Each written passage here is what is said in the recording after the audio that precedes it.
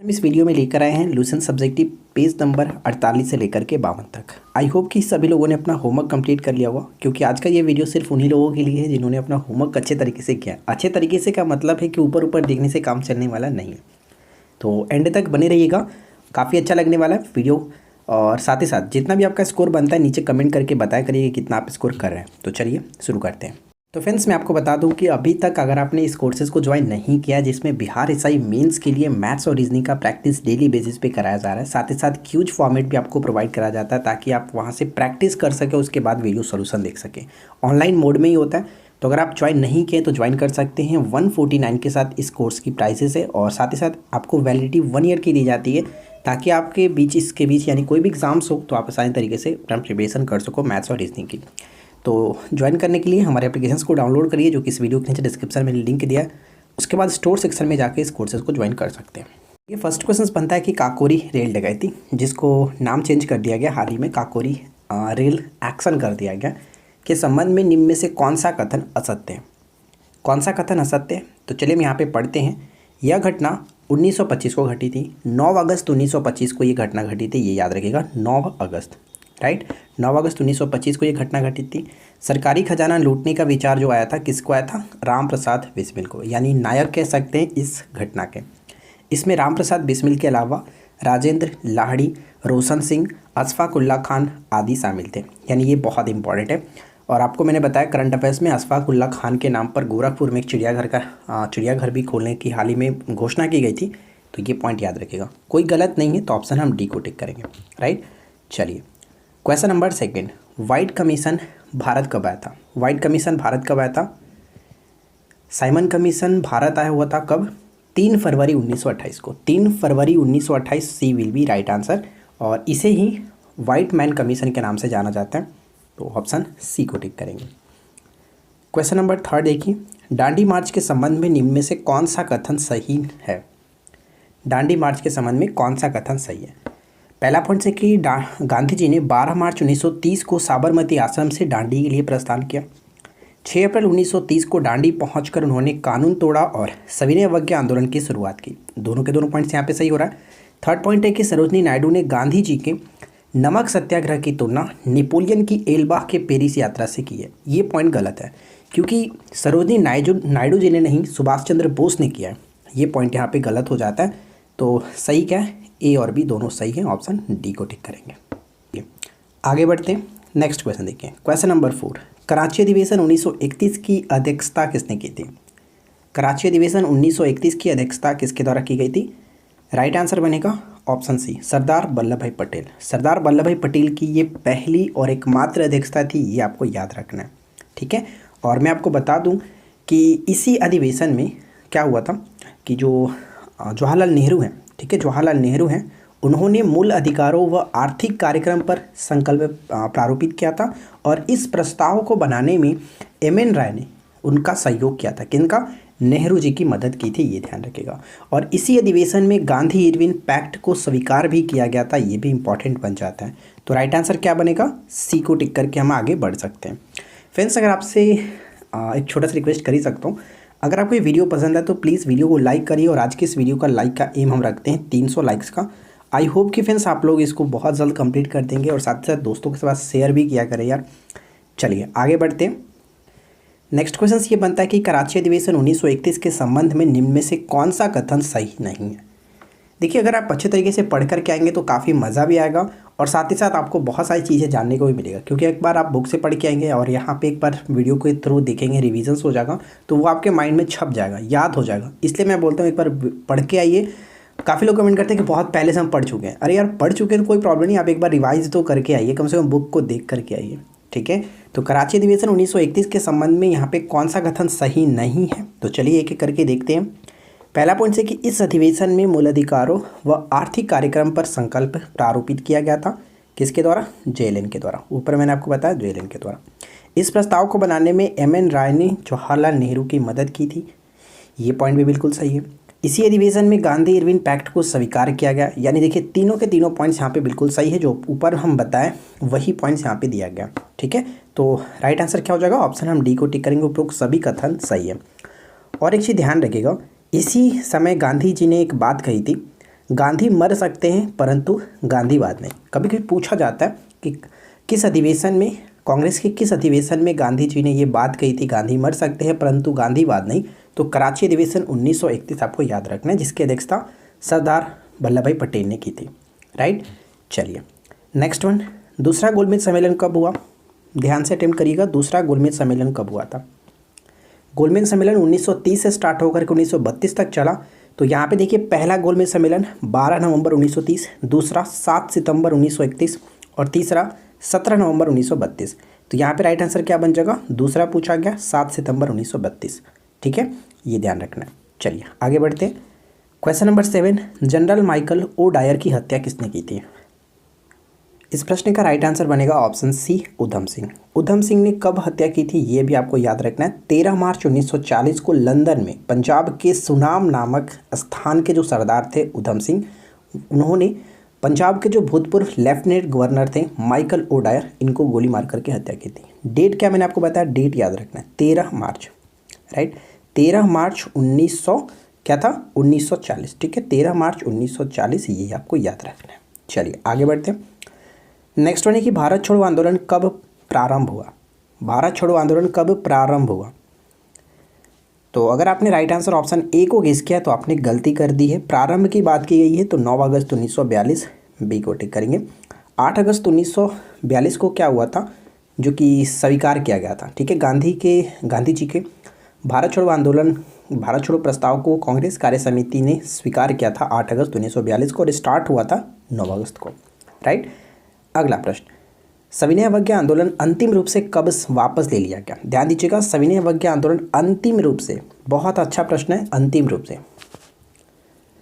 रूप से कब वापस ले लिया गया था? तो 7 अप्रैल 1934। 7 अप्रैल 1934। अच्छा, 7 अप्रैल को एक दिवस मनाया जाता है, बहुत इंपॉर्टेंट दिवस है क्योंकि ये कई बार पेपर में भी पूछा गया। तो नीचे कमेंट करके बता सकते हैं कि 7 अप्रैल को कौन सा दिवस मनाया जाता है। ठीक है ना, चलिए आगे बढ़ते हैं। नेक्स्ट क्वेश्चन क्या है? भारतीय मुसलमानों के पृथक राज्य के लिए पाकिस्तान शब्द का प्रयोग सबसे पहले किसने किया था? पाकिस्तान शब्द का प्रयोग सबसे पहले किसने किया था? चौधरी रहमत अली। ऑप्शन डी, चौधरी रहमत अली। दिल्ली चलो आंदोलन की शुरुआत किसने की थी? ध्यान रखेंगे फ्रेंड्स, दिल्ली चलो आंदोलन की स्टार्टिंग जो हुआ था वो गांधी जी ने स्टार्ट किया था। राइट आंसर होगा ऑप्शन ए। अच्छा, दिल्ली चलो आंदोलन किसे कहते हैं हम लोग?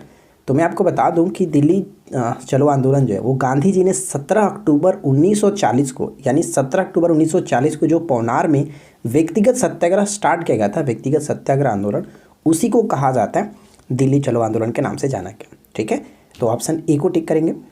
नेक्स्ट वन है कि पवनार में व्यक्तिगत सत्याग्रह की शुरुआत कब हुई थी? पवनार में व्यक्तिगत सत्याग्रह की स्टार्टिंग कब हुई थी ये बताना है आपको। तो व्यक्तिगत सत्याग्रह की स्टार्टिंग जस्ट अभी बताया, अक्टूबर 1946 यहाँ पे बिल्कुल सही हुआ, लेकिन देखिए गलत है पॉइंट, यहाँ पे 46 नहीं 17 अक्टूबर 1940 होगा। मैंने अभी जस्ट बताया ना, 17 अक्टूबर 1940 होना चाहिए, यानी सही आंसर बनेगा ऑप्शन ए, लेकिन यहाँ पे 40 होगा तब, अक्टूबर 1940। ठीक है, और इससे संबंध 2-3 पॉइंट्स पूछा जाता है, जैसे व्यक्तिगत सत्याग्रह स्टार्ट महात्मा गांधी जी के द्वारा किया गया था। इस आंदोलन में जो प्रथम सत्याग्रही थे कौन थे? विनोबा भावे, ये याद रखना है। साथ ही साथ दूसरे सत्याग्रही कौन थे? जवाहरलाल नेहरू। और तीसरे सत्याग्रही ब्रह्मदत्त, ये याद रखना है, और इसी को दिल्ली चलो आंदोलन के नाम से जाना गया। नेक्स्ट क्वेश्चन क्या है? 7 अगस्त 1932 को कांग्रेस की बैठक बम्बई के ऐतिहासिक ग्वालियर टैंक में हुई, जिसकी अध्यक्षता निम्नलिखित में से किसने की थी? इसकी अध्यक्षता किसने की थी? अबुल कलाम आज़ाद। Abul Kalam Azad, option D. यहाँ पे देखिए 32 थोड़ा सा मिस्टेक है यार, 32 नहीं 1942 होगा ना, 1942 होगा।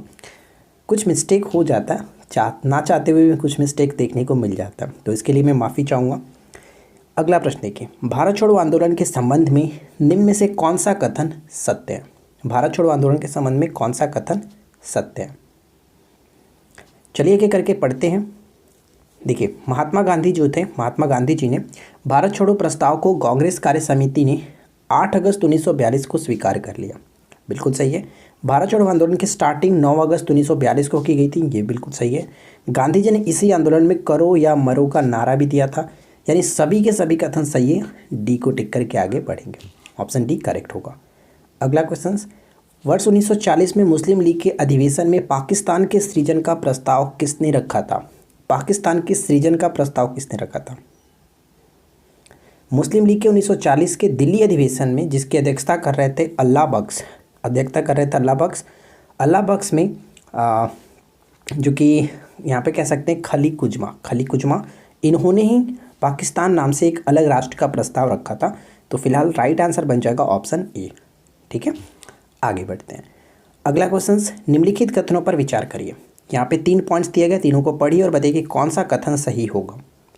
पहला पॉइंट कि अखिल भारतीय किसान सभा का जो प्रथम सम्मेलन हुआ अप्रैल 1936 में हुआ था। अप्रैल 1936 बिल्कुल सही है। कहाँ पे हुआ था? तो इसका प्रथम जो सम्मेलन हुआ वो लखनऊ में आयोजन किया गया था। ये भी सही है, ये भी सही है। अखिल भारतीय किसान सभा के जो अध्यक्ष थे स्वामी सहजानंद थे और इसके जो महासचिव थे वो NG रंगा थे। तो यहाँ पे देखिए तीनों के तीनों पॉइंट्स बिल्कुल सही है और तीनों पॉइंट्स अपने आप में बहुत ज़्यादा इंपॉर्टेंट है। अक्सर ये क्वेश्चंस पूछे जाते हैं, तो इन तीनों पॉइंट्स को अच्छे से याद रखना है। तो राइट आंसर क्या बनेगा? ऑप्शन डी को टिक करेंगे। तीनों के तीनों पॉइंट्स सही है। अगला प्रश्न, सुभाष चंद्र बोस ने 21 अक्टूबर 1943 को सिंगापुर में स्वतंत्र भारत की अस्थायी सरकार का गठन किया, जिसका समर्थन किन दो देशों ने किया था? किन दो देशों ने किया था? सिंगापुर में इसका गठन किया गया, जापान और जर्मनी ने इनका जो कि समर्थन किया। सी विल बी राइट आंसर। ठीक है, सी करेक्ट होगा। अगला क्वेश्चन, ब्रिटिश सरकार ने महात्मा गांधी को जो उपाधि दी थी और जिसे उन्होंने असहयोग आंदोलन के दौरान वापस कर दिया था, वह कौन सी उपाधि थी? उस उपाधि का नाम था केसरे हिंद, ऑप्शन बी। नेक्स्ट क्वेश्चन, निम्न में से कौन सा गोलमेज सम्मेलन 1932 में हुआ था? 1932 में हुआ था। ऊपर में लोगों ने देखा था 1930, 1931 और 1932, यानी 3 गोलमेज सम्मेलन हुआ 1932 में। 17 नवंबर 1932 को तीसरा गोलमेज सम्मेलन हुआ। सी को टिक करेंगे। और दूसरे गोलमेज सम्मेलन में महात्मा गांधी ने भाग लिया था कांग्रेस की तरफ से। तीनों गोलमेज सम्मेलन में भीमराव अंबेडकर ने भाग लिया था, ये ध्यान रखना है। अगला क्वेश्चन, गांधी इरविन समझौता किससे संबंधित है? गांधी इरविन समझौता देखिए कहीं कहीं 4 मार्च देता है, कहीं कहीं 5 मार्च देता है। तो लूसेंट के अकॉर्डिंग अगर हम बात करें तो 4 मार्च दिया गया, तो इसे सुधार कर लीजिएगा। 4 मार्च बिल्कुल सही होगा। 4 मार्च 1931 किससे संबंधित है? तो right answer will be option, हम किसे टिक करेंगे? ऑप्शन बी, सविनय अवज्ञा आंदोलन, बी को टिक करेंगे। चलिए आगे बढ़ते हैं। अगला क्वेश्चन क्या है? 1942 के आंदोलन में डॉक्टर राजेंद्र प्रसाद को किस जेल में कैद रखा गया था? 1942 में 9 अगस्त 1942 को सुबह में क्या हुआ था कि ऑपरेशन जीरो आवर चलाया गया था और इसके अंतर्गत गांधी जी एवं कांग्रेस के अन्य जो सभी महत्वपूर्ण नेता थे उनको गिरफ्तार कर लिए गए थे, जिसके अंतर्गत अलग अलग नेताओं को अलग अलग स्थानों पर रखा गया। तो यहाँ पे आपसे पूछा गया कि डॉक्टर राजेंद्र प्रसाद को कहाँ पे रखा गया था? तो सही आंसर बांकीपुर जेल होगा यहाँ पे। तो राइट आंसर हो जाएगा option A. Agha Khan palace में किसे रखा गया था? आगा खां पैलेस में सरोजनी नायडू, साथ ही साथ कस्तूरबा गांधी।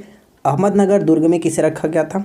तो जो कांग्रेस के कार्यकारिणी के जो अन्य सदस्य थे उनको अहमदनगर के दुर्ग में रखा गया।